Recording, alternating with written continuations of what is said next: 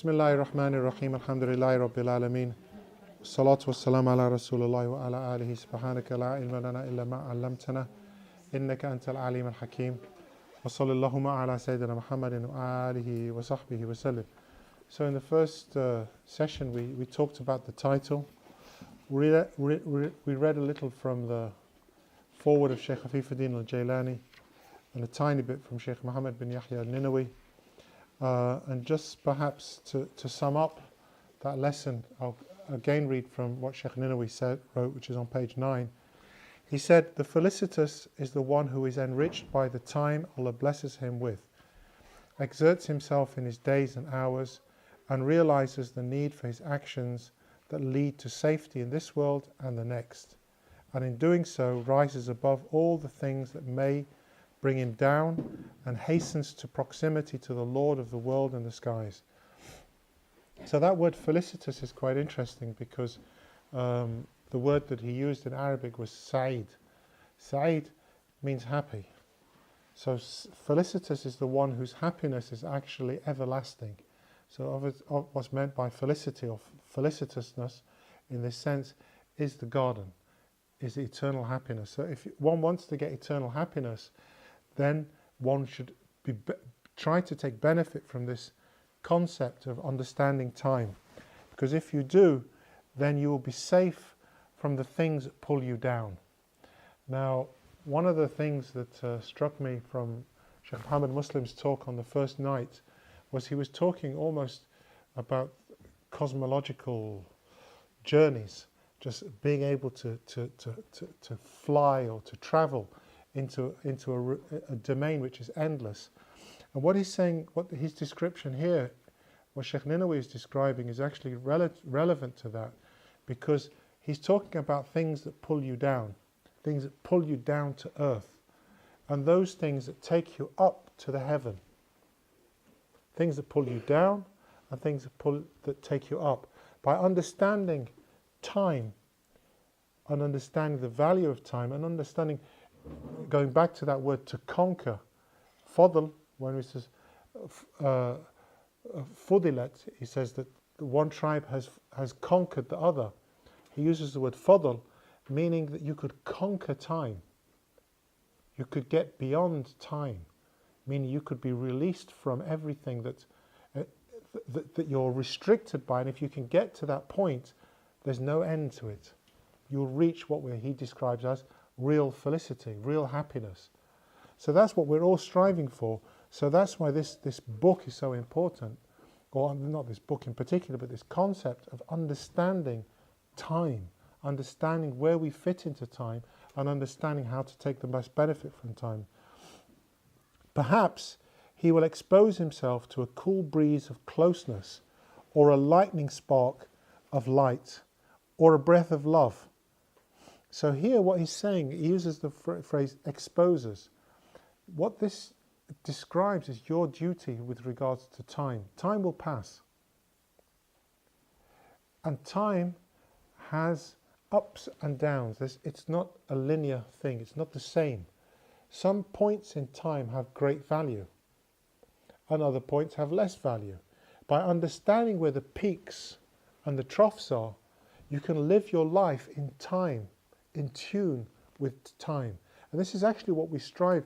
We were talking earlier about with some of the sisters about how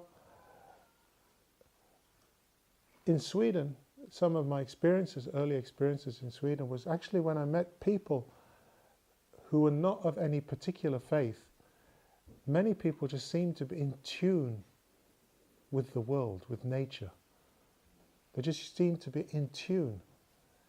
And perhaps that's to do with a culture of just being in tune with the seasons, being in tune with the tides, being in tune with the growth of trees, being in tune with the forest.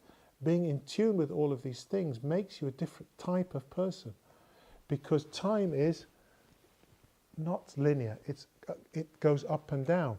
So what it says is when you expose yourself, in other words, you just go out at the right time. You want to get a breeze coming your way, you go out at a particular point. You want to get soaked in rain, you go out to a particular point.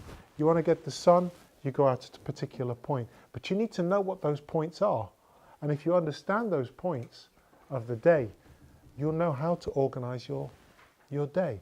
If you've got sensitivity to the sun, you don't go out in the middle of the day. If you are into swimming, what time do you know? What's the best time to swim? Around 7 o'clock. Around 7 o'clock. Why? Because he's half Swedish and half British, and his Swedish half tells him to swim at 7 in the morning. Now, if he was British, he would know that the best time to swim is late in the afternoon or late evening. Why? Because by this time the sun has heated the water up sufficiently, so it's taken that cold off. Whereas it seems that Swedish people, they enjoy ice. Yeah, I swam with Swedish competitors as well. But it teaches you about time. I could also make other comments about mad dogs and Englishmen, but I think there's too many English people here, including myself, to make those comments. All right. So by exposing yourself, what comes your way, you will get benefit from. Okay. So an example. A little bit of ball patch here. Right. If you can. Apologies for those that haven't been for Hajj, you just have to imagine. If you can go back to that point on the day of Arafat, there's a point in the afternoon where a breeze blows across the plain of Arafat every day, it seems. But in particular, on the day of Arafat, on the ninth of Dhul Hijjah. And it's just a cool breeze, it just takes the edge off the heat. And anybody that's been there will know what I'm talking about. It's a unique breeze. It just blows across the plain. And everybody just feels this calmness after the intense heat of the day and the intense heat of the ibadah, the worship. Oh Allah, give me this. Oh Allah, give me that. Oh Allah, oh Allah, oh Allah, Ya Allah, Ya Allah, Ya Allah, Ya Allah. Then all of a sudden, this breeze just blows across. You don't need to say Ya Allah anymore, because you just feel it. And anybody that has been for Hajj, I can see, I can almost look and see everybody that's smiling. There's I know what he's talking about. Because there's that breeze that just blows across the plain of Arafat on that day, which is unique. The only people that have been on the plain of Arafat on that day will know. Likewise, anybody that's been and witnessed shooting stars in the last 10 days of Ramadan, preferably in the north of Norway or Sweden. I haven't been to the north of Sweden. Well, I have, but not that far north. And you feel and you witness the shooting stars. It's a different kind of feeling to any other exposure in Ramadan. Why? Because something seems to be happening that's beyond your control. It's as if Allah subhanahu wa ta'ala is giving this gift. The only people that stop and wait and understand really feel. And everybody else is just kind of just carrying on in their almost drunkenness. And I don't mean drunkenness because they've been drinking. They're just overwhelmed by everything that's going on in their lives and time. And then when people stop at the right time, you just get something that comes your way. And that's what Shaykh Ninawi is saying, is that what you need to do is you need to understand that and expose yourself, and what you might find is you might get one of those cool breezes that comes from Allah subhanahu wa ta'ala. In Arabic we call them nafahat. I have no idea how to translate them properly into English, but the word that I used in translating Shaykh Ninawi's words was the cool breeze of closeness. Nafahat al-qurb, he said. Or a breath of love. If anyone's ever fallen in love, you know there's kind of a moment where you just feel love. And that doesn't just mean a man falling in love with a woman, but it's like there's times where you just look at your baby and you think, And there's no other feeling, there's nothing else you can say except subhanallah. And there's times where you can just look at you know what I'm saying, don't you? But you just, I'm sure Bilal is one of these people who's spent a night just looking at his baby, and probably not even his baby, when they're like 8 years old, they're still sleeping, and you just sit there and look at them. And there's a feeling that comes, that only comes when you're looking at the baby sleeping, your baby sleeping. Okay. So that's what he's talking about, but you need to understand time to being connected to that. So that's what he's saying, that why this book is important. Okay, then the next thing is the translator's introduction, which is not as useful. But perhaps there is something in there, a few things in there perhaps. One of them, it says, he says, time is divine. Now that's really a very strong statement. Time is divine. Why did he say that? He says, because the Messenger of Allah sallallahu alayhi wa sallam says, لا تسب الدهر فإن الله دهر. Do not curse time, for surely Allah is time. Now that is really a powerful statement. For surely Allah is time. Do not curse time, for surely Allah is time. What the real meaning is, if you want to take it theologically, so to speak, is that Allah is the Lord of time. But the words that he uses, he doesn't say Allah is the Lord of time, which he could have said, Allah is time. And he misses out the Lord of. He implies it, but he doesn't use those words to show how important it is, which is why he says time is divine. It's connected to Allah subhanahu wa ta'ala. It's connected to Allah subhanahu wa ta'ala. وَلَا تَسُبُّ الدَّهْرَ. So do not curse time. What does that mean? How many people curse time? Not that many. Sorry? Not directly, but in a subtle way we do. Actually, there's too many women here for me to tell that story. Okay. There was a Englishman, a friend of mine. He came to Scotland, and he hadn't realised that Scots speak a slightly different language to the English, and what might be considered a swear word in England is quite normal in Scotland. In fact, most swear words in England are very normal in Scotland. And so he just walked down the street, and Scottish people, alhamdulillah, are very friendly. And he was really quite shocked. He walked down the street, and somebody says, "Hi, it's a such and such word. This is a bleep of a day." And he'd never heard that word used. In fact, he'd never heard that word used except in very extreme circumstances. Hi! Of a day. What he's doing, he's cursing time. What he's doing, he's criticizing, or he's not recognizing what's happening in this creation. What he meant, it was raining. And most normal people would say, it is raining. But what he did, he used this phrase, which is actually to curse the day. And many of us will curse in our behavior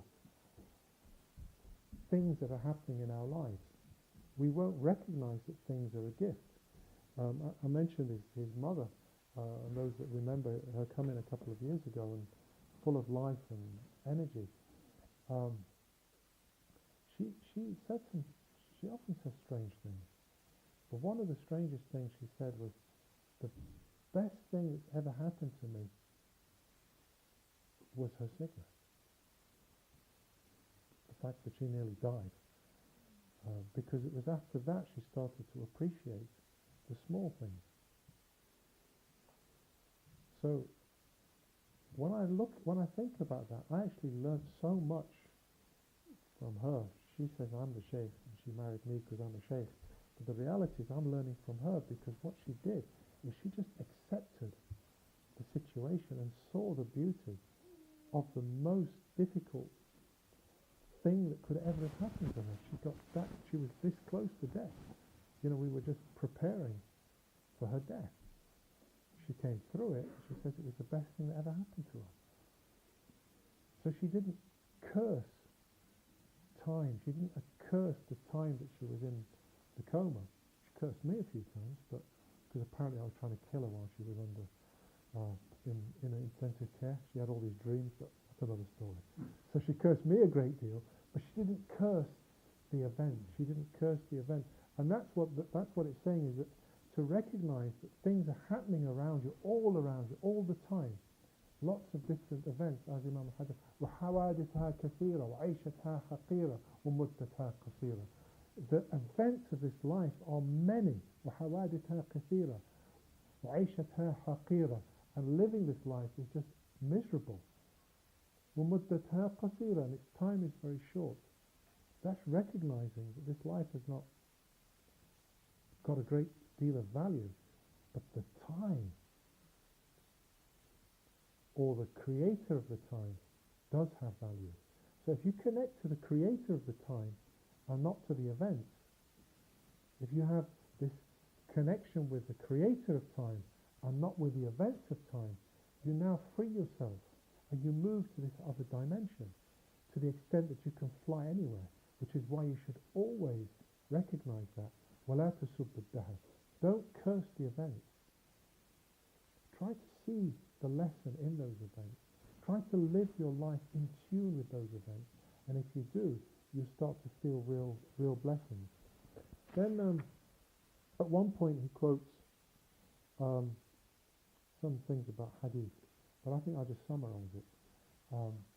He's quoting Imam al-Nawawi, and this is a little bit relevant to this text because I mentioned this is a book of narrations, and it's not strictly speaking a book of hadith.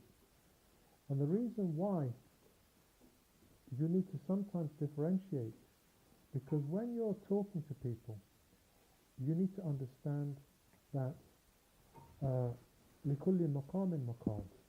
To every state there is a way of addressing things. For every group of people that you speak to, you need to speak according to what they're able to understand and in the terminology that they are likely to accept. So if you want to pass a message on, you want to make sure you pass the message on in the most effective way. Now there are people who, when they study, all they are interested in is in the chain of narrators behind the hadith. They're not interested in the text of the hadith or the message of the hadith. And often all they want to do is to try and trip you up. And I know this from experience, because I'll give you two things that have happened to me in my life. We have two sisters from Chicago, and they probably realize, well, have some connection to Chicago. When I lived in Chicago, there was a mosque just outside of Chicago, which wasn't really a mosque, it was a school, but it was connected to a Muslim organization. So I was the teacher in this. I was a head teacher of the school principal. But there was no mosque anywhere nearby. So everybody, all the local community, would pray in my school. That's great place to be. Jummah, I don't even just have to walk across into the gym hall and of course what they did, they didn't have an imam. It's not a mosque, so they rotated the imam. And when they realized maybe I know a couple of words of Arabic and a couple of hadith, they said, oh, he can get onto the list. So and then all the other imams thought, well, he works there. If we don't turn up, he has to lead the prayer. So after a couple of months of living in Chicago, I ended up as de facto imam of this mosque, which wasn't really a mosque. But alhamdulillah, there was 400-500 people used to pray there every Jummah. And alhamdulillah, after a while it got to quite a big number. I mean, 400-500 people is a good Jummah anyway. So when I left, there was lots of arguments about this mosque. So they ended up in court about who has the right to the mosque. So they said, well, who was the last imam there? He says, oh, it's this English guy. Says, okay. So whoever follows the tradition of the English guy, this is the court is saying, then you have to prove that you are following on from the only formal imam of that mosque. And then you can, if you prove that you're naturally following on from that, it's your mosque. So one group came in and what proved that I was a Wahhabi. And the other group came and wanted to prove that I was a Sufi, because these were the two groups that were fighting for the mosque. And what did they do? They produced my khutbah, my sermon, Friday khutbah, to prove that I was a Wahhabi. And the others proved that I was a Sufi. And the court case was actually about which of these groups are the correct ones. And all I used was the words of mainly hadith, but only those that were used by Imam al-Nawawi or Ibn Hajar, because I know everybody will understand them and everybody will agree on them. Actually, the Sufis end up winning, but not because of the hadith. But one of them came and says, I actually saw Abdulaziz go to Hasham Tabani's vicar on such and such a day, and they switched the lights off and he was there in the dark chanting with all those other Sufis, and proved, so they actually didn't win the case on that, but it's another story. And the other case is where a group of people wanted to kick me out, not me personally out of the mosque, but the people I was associating with, and I was teaching the 40 hadith. And one of these guys was brought up to, like, chief of the Wahhabi group, came up to Glasgow to attend my talk. But the purpose of the talk was not, purpose of the attendance was not to learn anything, but to prove how wrong I was, to prove that I was misguided and therefore I must be thrown out of the mosque. And he turned around and he says, why did you waste my time? This man is a man of the Salaf. All he quotes is Imam al-Nawawi, Imam Ibn Hajar. He says, you people are wasting my time. And I said, no, but he lets women in the mosque. Proves he's a Sufi. So they called me and says, why do you let women in the mosque? I said, not my mosque, it's your mosque. Which is true. I was a guest, I was just a teacher. And alhamdulillah. So, but you see that the mentality of some people is they only want to undermine. Now how do you deal with these people? You just don't give things that are going to be controversial. No, you can say the same words, but just make sure that everything that you say has a solid basis in what the Prophet ﷺ said. However, in this gathering amongst friends, there's no need, because if I say Shaykh Abdul Qadir as Jailani said, khalas, it's enough for you. So I don't need to justify every single sentence that I say in this particular context. Now this book is quite difficult because it's going to go into the public domain. So where there are, in the footnotes it talks about hadith, where the source of the hadith is, but there are many hadith in here which are weak. Now Imam al-Nawawi in particular said there is absolutely no problem in using hadith which have weak chains, as long as they fulfill certain criteria. And one of them is that their weakness is not extreme weakness. They're not so weak that they're probably lies. Because of course a weak hadith is a hadith which you can't prove its strength. Doesn't mean it's a lie. It just means you can't prove its strength. For example, if somebody passes on a chain of, I met Bilal in 2005. He corrected me, didn't he? It was 2004. Which means that I'm not a liar. I'm just not very good with dates. Because I know it was roughly around this time in my life. This is roughly what was happening. And I remember the night, it was a full moon. And we went to a forest, and I'm standing in this forest, and I'm looking, these 4 Swedish guys. I'm standing in a forest with these 4 Swedish guys. I'm just looking at them, and one of them, when we picked him up, he was wearing a izar, a dhoti, lungi, I don't know what else you want to call it, sarong, porta, This Swedish guy comes out of his house, alhamdulillah, Hassan, now he's got a nice, but it just seems so strange to me. So I remember roughly it was around 2000. But does that make me a liar? It just means when it comes to dates, check. So if I pass a hadith on, it might not be completely 100% proven how authentic it is because of one slight weakness in my memory. And that's what makes a hadith not reach the level of being sahih. Doesn't mean it's a lie. But if it's more likely, it's so weak. So he talks about that's one of the conditions. And the other is that it's on things which are fada'il. Fada'il we've already talked about, which are those extra things. So if, for example, you hear a hadith where the Prophet ﷺ says that if you read Qul huwallahu ahad 7 times after Jum'ah, and Qul a'udhu bi rabbil falaq 7 times after Jum'ah, and Qul a'udhu bi rabbin nas 7 times after Jum'ah, and Surah Al-Fatiha 7 times after Jum'ah, you will be protected until the next Jum'ah. If you hear a hadith like this, and you find out that actually it's not sahih, it's not reached that high level, and he acts on it, and he doesn't act on it, has he lost anything by doing it? No. He's probably going to be protected anyway. Qul a'udhu bi rabbil falaq, Qul a'udhu bi rabbin nas, Surah Al-Fatiha 7 times. Can he really go wrong with that? So that's what it's saying. So in this book you'll find things like that. So that's what that introduction talks about. Right, let's move on a little bit further. And it talks about, jumping to page 21. So, the Islamic calendar, like the Gregorian calendar, has 12 months. What's the Gregorian calendar? What's the Islamic calendar? The one that replaced the Nestorian. The one that is replaced?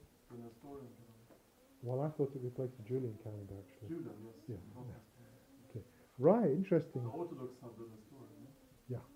So, do you want to explain a bit further? Go ahead. Right.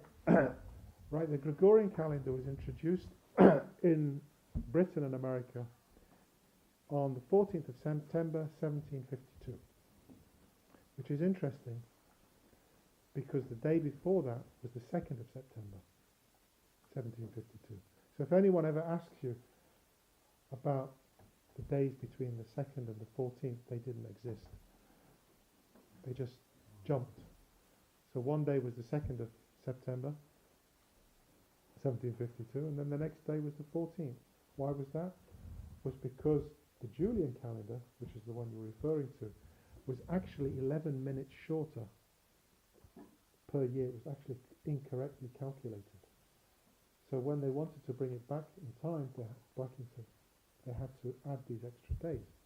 So the time that we have, or the description of time, is just a number, really.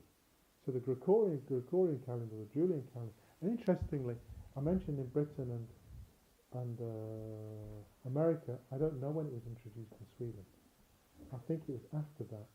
Why? Because the Swedes thought it was a Catholic plot.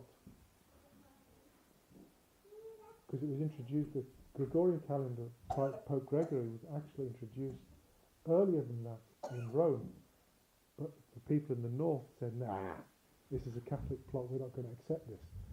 So this definition of the calendar, today is what, 27th, 28th of April? Something like that. You see why hadith from me might have some slight weaknesses? Because you can't even tell what the day is. Huh? But reality is that it's just a number. What's important is to connect to the time. So the Gregorian calendar is that's exactly what it was. What about the Islamic calendar? When we say Islamic calendar, what are we talking about? Arabic calendar, Persian calendar? Do I have anyone that's from Iran? Because I don't have another calendar there. Is that un-Islamic? is the calendar that we use, 26th of April, is that any more or less Islamic?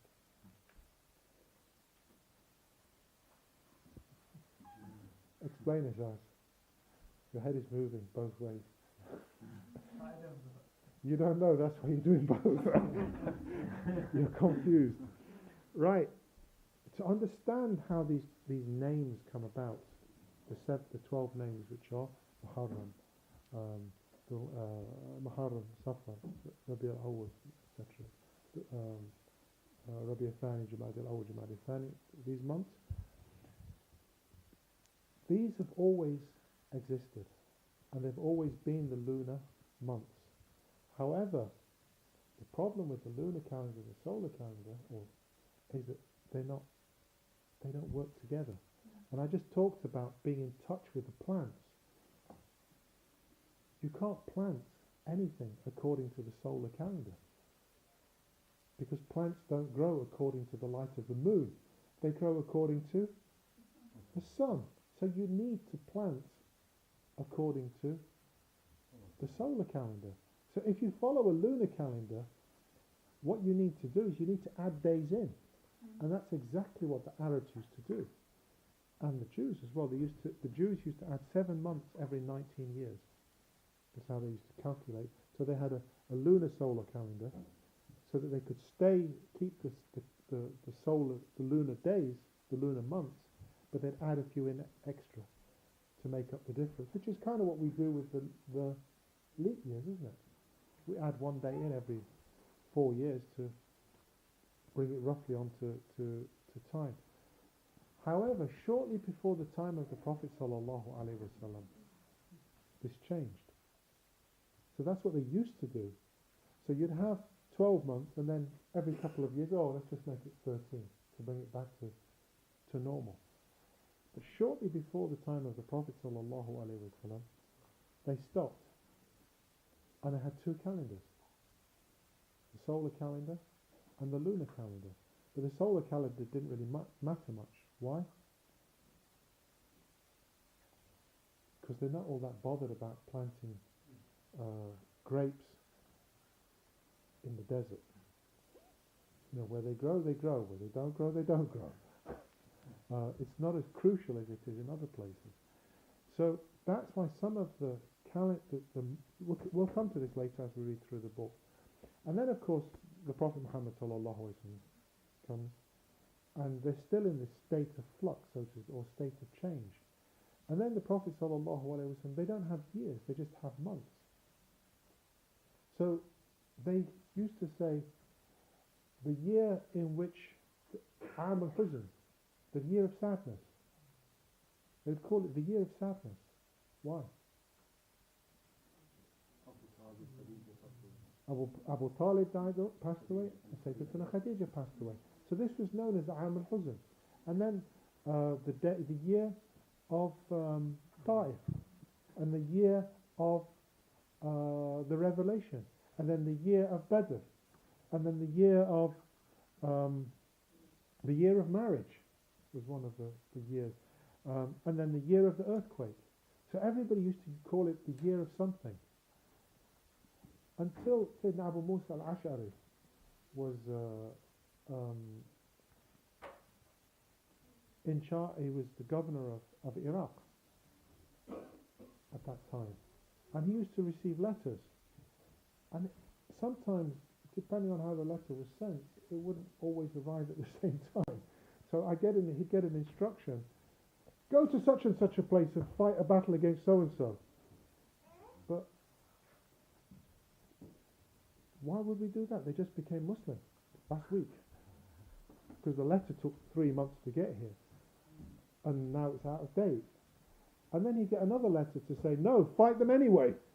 Wait a minute, now which one should we follow? And so he wrote back to Sayyidina Umar ibn Khattab, he says, we need a new system. So Umar ibn Khattab then instituted the system of, let's go back to the year of the Hijrah, and we'll say 1 year after the Hijrah, 2 years after the Hijrah, 3 years after the Hijrah, 4 years, etc. And that's how what we call the Islamic calendar becomes the Islamic calendar. So Is anybody 33 years old, by the way, here? Okay. Exactly. When was your birthday? 1984, That's the year. What was the date? 24 December.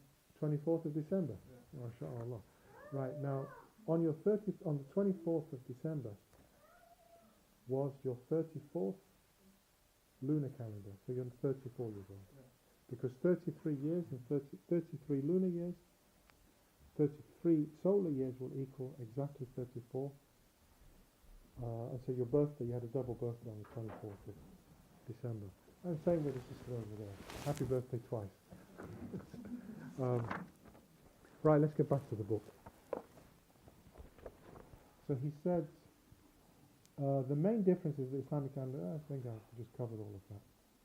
So they're the months: Muharram, Safar, Rabi al-Awwal, Rabi al-Thani, Jumad al-Awwal, Jumad al-Thani, Rajab, Sha'ban, Ramadan, Shawwal, Dhul Qa'dah, Dhul Hijjah. Okay. The book starts with Rajab. Is that what you were expecting? What were you expecting? Muharram. Any ideas why he starts with Rajab? Just random or? Anybody see a wisdom in it if they don't know the answer? What's the Perhaps because of the Isra wal Mi'raj. This is the time we want to fly to another dimension. So perhaps he starts off with the flying month. Okay, perhaps. We know that 4 months are sacred. If you look at the end of the introduction, it says, إِنَّ عِدَّةَ الشُّهُورِ عِنْدَ اللَّهِ 12 شهرا في كتاب الله يوم خلق السماوات والأرض منها 4 حرم ذلك دين القيم فلا تظلموا فيهن أنفسكم. The number of months in the sight of Allah is 12, so ordained by Him the day He created the heavens and the earth. Of them 4 are sacred. That is the straight usage. So wrong not yourselves therein. So there's 4 sacred months, and these 4 sacred months are Dhul Qa'dah, Dhul Hijjah, Muharram. These 3 months come one after the other. And Rajab, which is alone. Right, Abrar. Tell me the names of your family. In order. Amar, big, strong guy. Baba, big, strong guy, not quite as big as the bodybuilder, eldest brother. So, and then Abrar, 3 brothers, and then Nashat. So 3 girls, 3 boys, and 1 girl. Do I need to say anything about how much Nashat stands out in the family? How unique she is? Do I? Or is it just you understand without me saying anything? So if there are 3 together and 1 unique, the one that is unique stands out. And Imam Shafi'i says that the most sacred of all of the 4 months is Rajab. Why? Because 3 of them are together. And the one that's unique among the special months must be the most special. So perhaps that's why he starts with the month of Rajab. Right. Let's read from the text. Okay. I'm only going to read 1 hadith from this chapter, and then we'll move on to the next.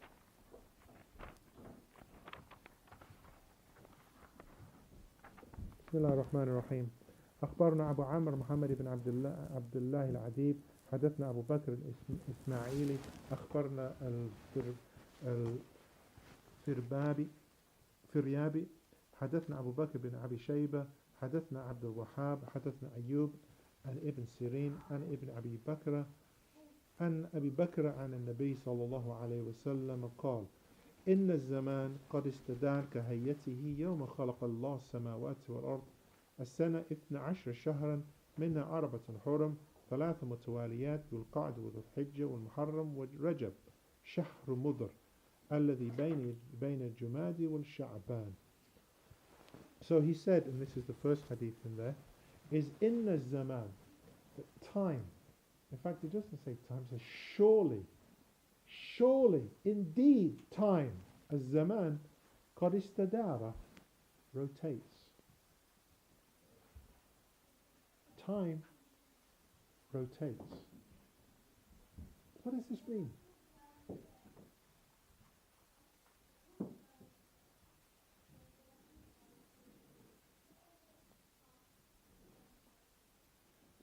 What do you think? Circular. Circular. It goes in circles. Yeah, that's one of the meanings. What does that mean? Repetitive. Repetitive. Repetitive. Repetitive. It means there's times where you think, I've been here before. There's points in your life where you think, yeah, I'm back. This is one of those points in life where it's back. But the last time I was here with this little guy sitting on my lap, somebody says, he was so small then. Yeah, it was very easy to carry him then. If I come back in 10 years' time and he's still on my lap, then you're going to be worried, aren't you? It's what we will call attachment issues. Okay? But time goes by and sometimes you'll find you're back in a different position. But it seems the same. Because that's what life is. You know? So, az-zaman inna az-zaman istadara. Time just goes by. And it's almost as if, as Shaykh Muhammad Muslim had said, almost detached from that or caught up in it. And if you detach yourself from it, then you can actually see what's happening and see how time is. And you can see the events of your life and reflect on them. Now, I keep a diary. And I keep a diary for a number of reasons. One is it helps me understand and it helps me to reflect. But it also helps me sometimes to go back.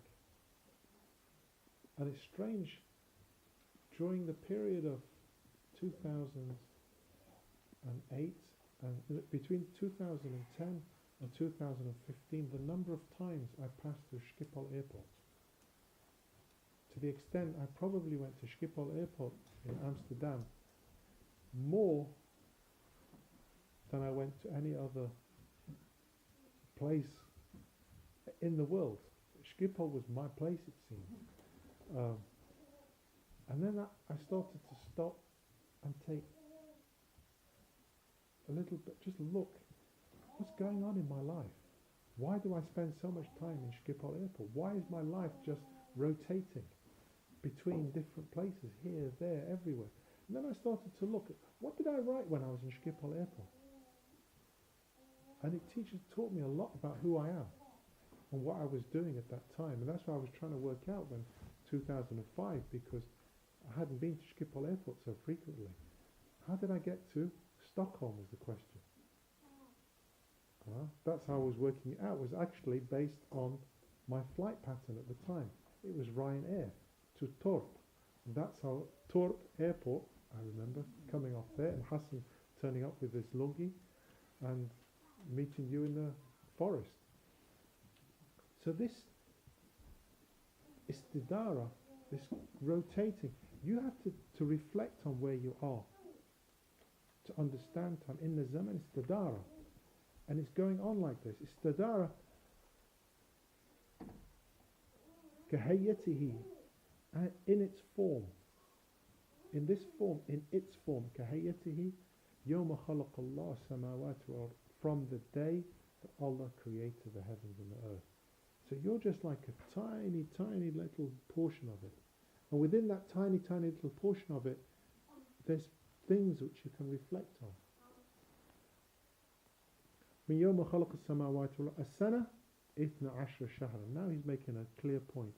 The month, the year, has 12 months. منها أربعة حرم, 4 of them are sacred. ثلاث متواليات, 3 go together, and we just said that. ذو القعدة, ذو الحجة, المحرم. ورجب, شهر مضر. Rajab, which is the month of Mudar. What does this mean? Anyone know what Mudar is?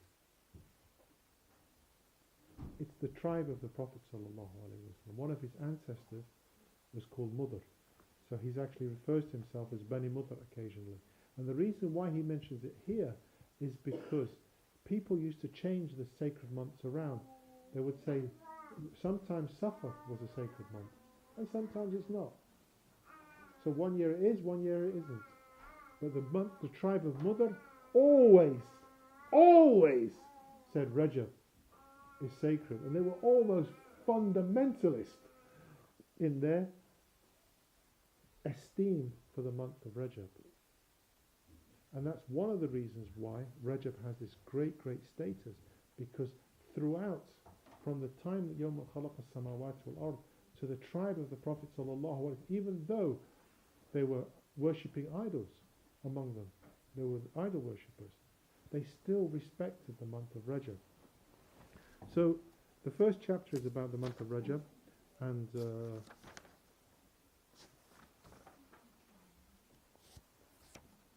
there's one, I may as well tell you the hadith I found most difficult,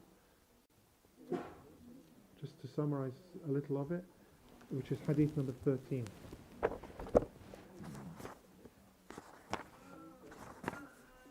Which gave my friend a migraine. So this is a story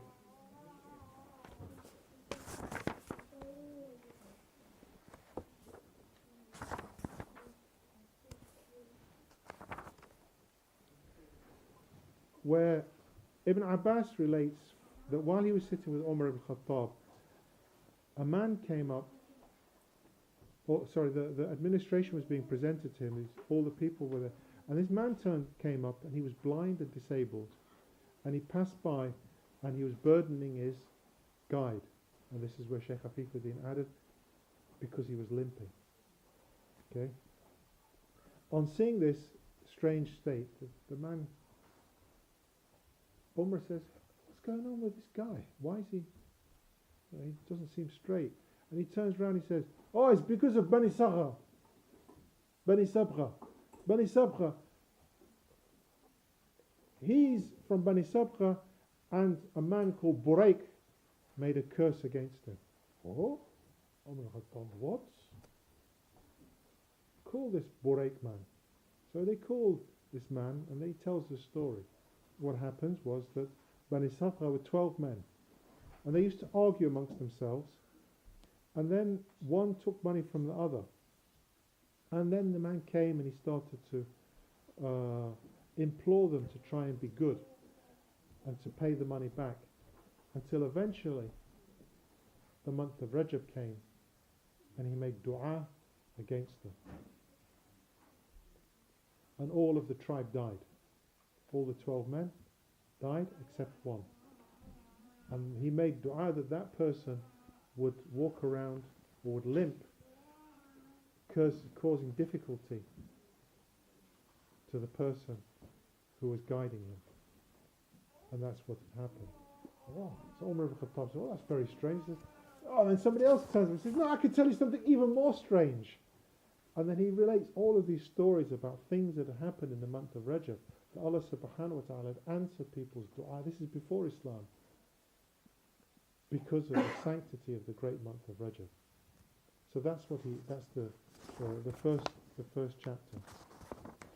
Right, but seeing as we've passed the month of Rajab, we're going to turn to the second chapter, chapter 2. And in there, the introduction starts off with a little bit about what the name Sha'ban means. So this is the month we're in now, and it comes from the letters Sha'aba. And the beauty of this word Sha'ban is that it actually has opposite meanings. Sha'aba could either mean to disperse or to gather. And this is the beauty of the Arabic language. You can actually have total opposites and everything in between. This is how beautiful and poetic the language is. So if you have the word Mawla, it could be your master or it could be your slave. This is the beauty of the language. Probably the most accurate word in this sense, Sha'ban is called Sha'ban because it's the month of dispersal. People would go out. Why would they go out? For two reasons, one of two reasons. Either because Sha'ban on the old system used to fall in the summer, so people would go out searching for water. So the month of Sha'ban was the month of going out to search. Or Sha'ban was the month after Rajab, which fighting was forbidden. So as soon as the month of Sha'ban came, they would all disperse to go out to fight. So either way, Sha'ban is about searching, okay, even before Islam. So I'm just going to go straight to read one or two of the hadith related to this.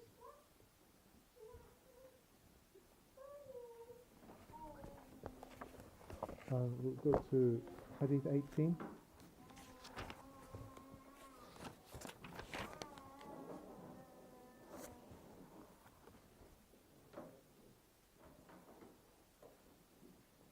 أخبرنا أبو عبد الله الحافظ رحمه الله قال أخبرنا أبو بكر بن إسحاق قال أخبرنا بشر بن موسى قال حدثنا الحميدي قال حدثنا سفيان عن أبي لبيد عن أبي سلمة سألت عائشة رضي الله عنها عن صيام رسول الله صلى الله عليه وسلم. So Abi Salma said that I asked Sayyidatuna Aisha about the fast of the Prophet صلى الله عليه وسلم. وقال كان يصوم حتى نقول قد صام. So he used to fast so much sometimes that he looked as if he was always fasting. ويفطر حتى يقول قد أفطر. And sometimes he would never fast, or he'd go for days without fasting, or months without fasting, and it looked as if he never fasted, meaning he never fasted apart from Ramadan. So that's what she's saying, is that it wasn't that he did, he had a specific pattern. There was times where he fasted a great deal, and there's times where he fasted, it looked as if he never fasted. وَلَمْ أَرَى صَامَ مِنْ شَهْرٍ قَطْ أكثر من صيام شعبان. But there was no month that I saw him fast more than in Sha'ban. كان يصوم الشعبان كله إلا قليل. It was as if he fasted the whole month except a few days. And in another hadith which we come to later, he said that the greatest greatest month to fast is Sha'ban ta'zeeman li Ramadan. Not just Sha'ban on its own, but because of the dignity that is associated with it being close to Ramadan. Now there's some wisdom in this, especially for us living in the extreme north. If you fast a few days in Rajab and a few days in Sha'ban, you actually start to feel the fast before Ramadan comes in. And then when Ramadan comes in, those first few days you're not cursing time. Oh, when's we going to break up fast? Another 12 hours to go. Huh? Because you've actually started to get your body used to it, your mind used to it. It's as if you've started to prepare. And one of my teachers, Shaykh Abu Bakr Ahmed in London, I remember when he turned 40. I was with him when he turned 40. And he said, from this year onwards, I will fast the month of Rajab, Sha'ban and Ramadan. 3 months every year. I assume he still fasts those 3 months. Because his plan was just to give his life, so to speak, towards preparing for Ramadan.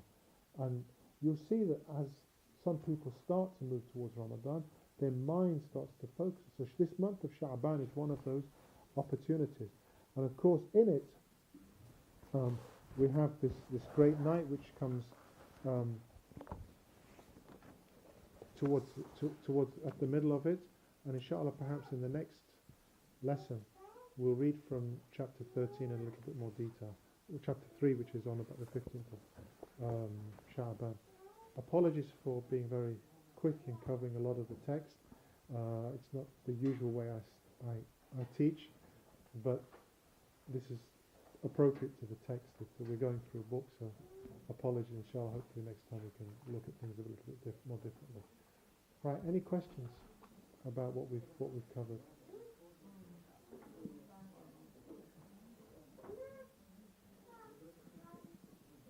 apologies, there's lots of information, but inshallah, if there's opportunities to read, you can read it at your own level. Maybe not associated with what you say, but it's just the fascination maybe of people obsessed with living in the past, i.e. with photographs and videos and maybe not being present in the moment in terms of like you're now listening to yourself and then maybe listening to you in 2 weeks' time on YouTube. People seem to be obsessed with past and not in the moment, and as maybe as a wayfaring we're taught to live in the moment, but to be informed of the past.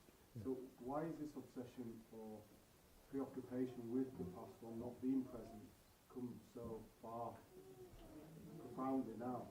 That's a very, very good question. I'll just repeat the question in case people didn't hear it.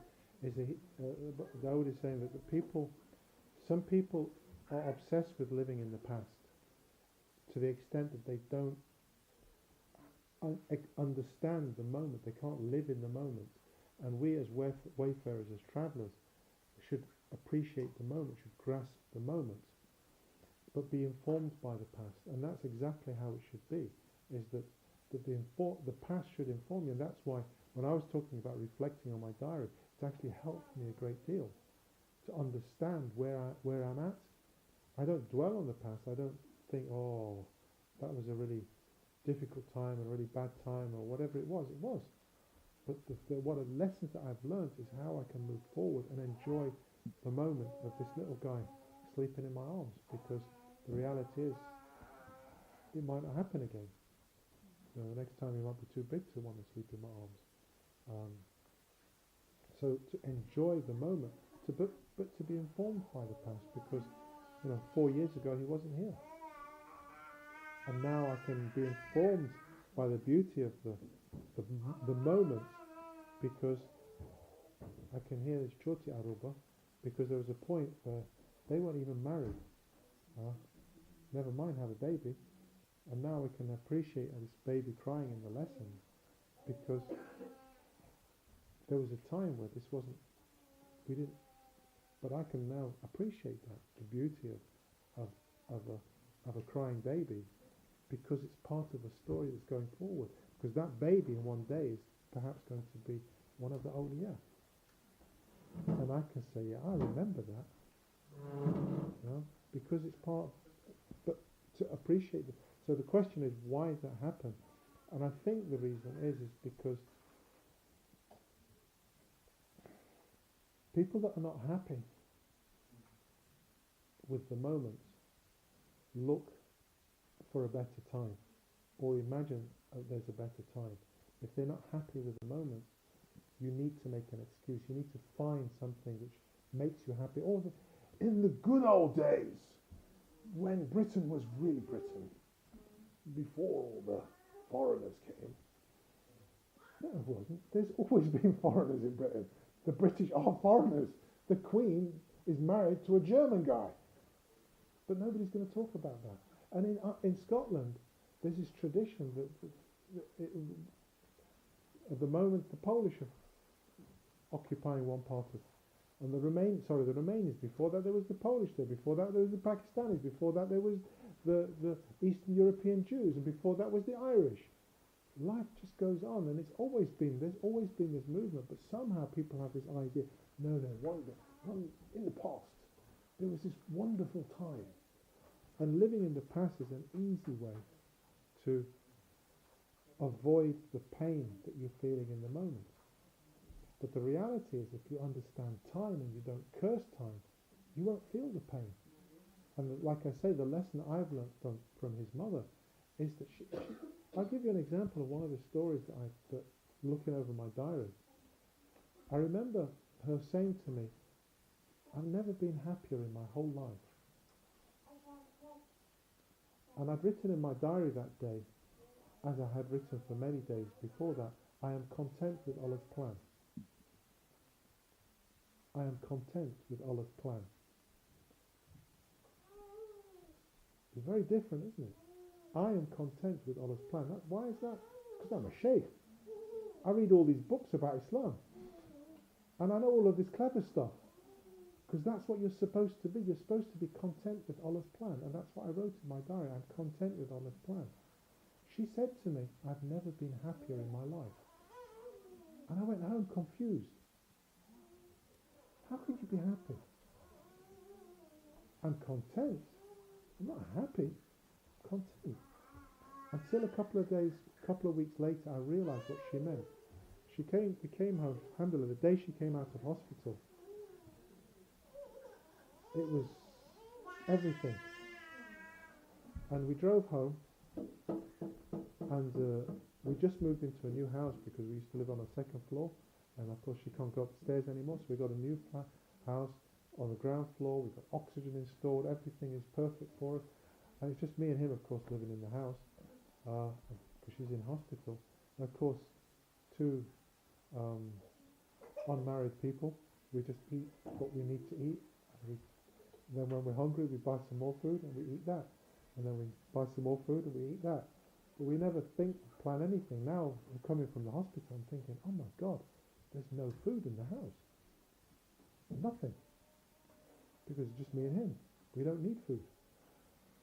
And of course I'm bringing her home and I'm thinking, what are we going to eat? So I said, do you fancy chicken and chips?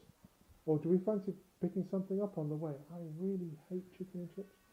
It's not, and this is the only thing we pass. We stop, we buy these chicken and chips, and we're sitting on the floor with no furniture in this new flat, and then it just dawned on me what she meant. I've never been happier in my life. Those chicken and chips were the tastiest food I had ever eaten up until that moment. They were probably absolutely awful, but they were so beautiful. There was nothing that could compare to those chicken and chips. And that's what you're talking about, living in the moment. I lived in that moment, and that's what we need. I strive for. And she taught me that because she was the one that said I'd never been happier in my life. And I didn't know until that day because I'm too clever. I read too many books. I was content with Allah's plan. But she was living in the moment, and she taught me to leave all of that stuff behind and live in the moment. And so when things are really, really going difficult, I'm actually now able a little bit more to enjoy them, because I can feel something good even in the most difficult times. Whereas if I was living if I was living as I used to, before she taught me this, I would have been content with Allah's plan, but still living in the past. And that's why people do it, is because they want to escape from Allah's plan. They want to escape from the tribulations that Allah is giving them. It's easy to remember a day when the great British Empire was great. It was never great. That's the truth, isn't it? Any other questions?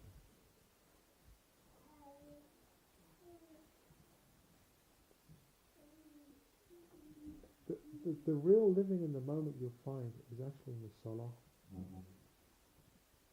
And you know why? Because that yearning for the past is natural. When you're talking about anybody from Mombasa here? People from Mombasa, you can usually tell because when you go into their house, they have two tusks somewhere in their house as an ornament. Why? Because as you enter the city of Mombasa, there's two massive tusks across the road, and it's the symbol.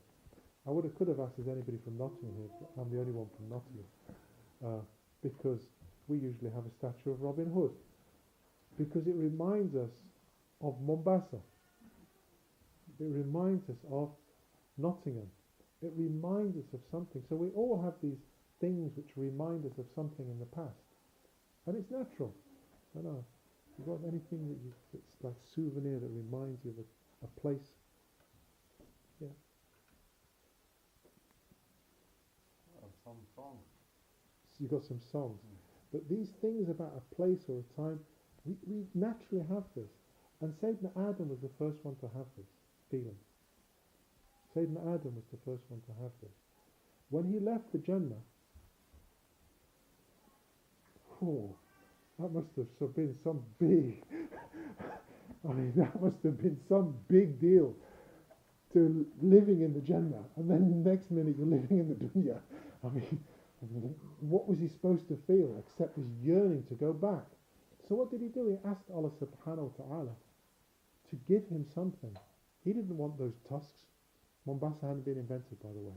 Robin Hood didn't live. What did he yearn for? He wanted something from the other world, from his garden. So Allah subhanahu wa ta'ala sent him one stone. The white stone. But by the time it landed in the dunya, it was black. So it became the black stone. And Sayyidina Adam placed it in a tent, or built a tent around it, which is where the Kaaba is now. And from that day till this day, that black stone, apart from 2 periods, has always been in this Kaaba. Why? Because Adam yearned for something. And he loved to look at it. He loved to greet it. And our salah symbolizes that. We say, Allahu Akbar. Likewise, when we go for Hajj, or Umrah, what do? You go to the black stone and say, Bismillah, Allahu Akbar, Wallahi alhamd. Allahumma imanan bika, wa tasdiqan bi kitabika, wa wafa'an bi ahdika, wa itiba'an li sunnati rasulika. This is the dua of the Prophet. I'm following the way of the Prophet. I am recognizing the contract I made with Allah through this black stone. And you greet it. And Sayyidina Umar ibn Khattab, he kissed it. He says, you are just a black stone.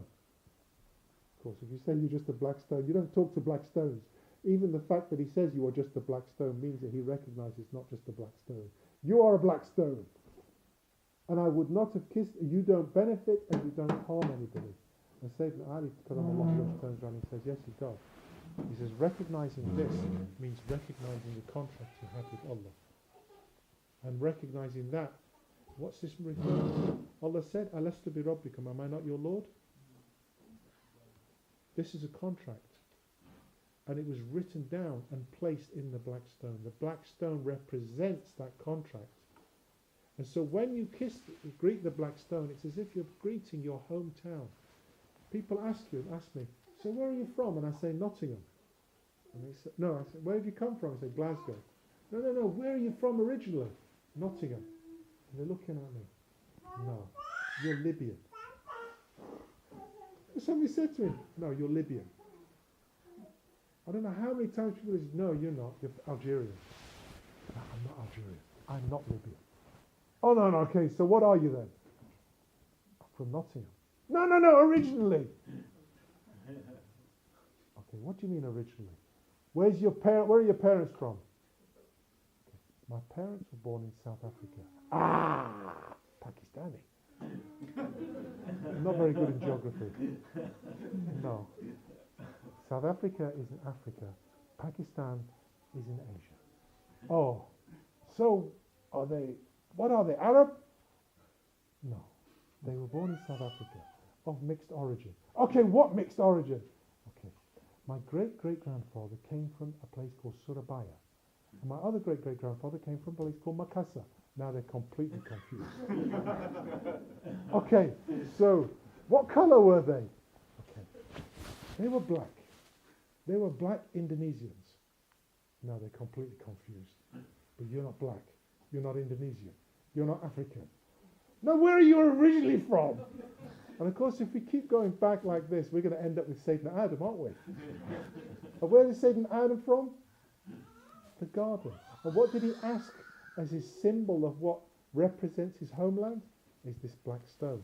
And what do? We go, Allahu Akbar, to this thing which symbolizes where we came from and where, inshallah, we're going back to. So if you want to get to live in the past when there was a great time, it's actually the only great time that we ever had was in the black stone. It's symbolized by the black stone, which is why when you say Bismillah, Allahu Akbar, and you really say it, then you start to feel real happiness, real peace. Then you live in the moment. At that point, when you say Allahu Akbar, With the Allahu Akbar, you throw all the rubbish over your shoulders. Allahu Akbar. You know, that boss of mine, Allahu Akbar. Allah is bigger. You know, the bank manager, Allahu Akbar. Sorry. Allahu Akbar. And you throw all of that over your shoulder, and then you recognize Allah is greater than all of that. And then you're in the moment. So the real best way to get in the moment is to make salah. And when that salah comes out of your salah and comes into your life, it's as if every moment is Allahu Akbar.